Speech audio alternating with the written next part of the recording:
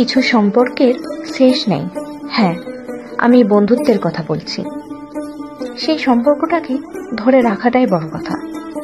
সম্পর্কটা হোক বন্ধুত্বের মতো। যারা এই বন্ধুত্বের মাঝে ক্লাস, স্ট্যাটাস, কোয়ালিটি খোঁজে, সহজ কথায় তারা কারো প্রকৃত বন্ধু না। বন্ধুত্বের সম্পর্কটা বড় কিছু নয়, সেই সম্পর্কটাকে ধরে রাখাটাই বড় কথা। ভালোবাসার আরেক নাম বন্ধুত্ব। সম্পর্কটা হোক হঠাৎ করে বা পুরাতন, সেটাও বড় কথা নয়।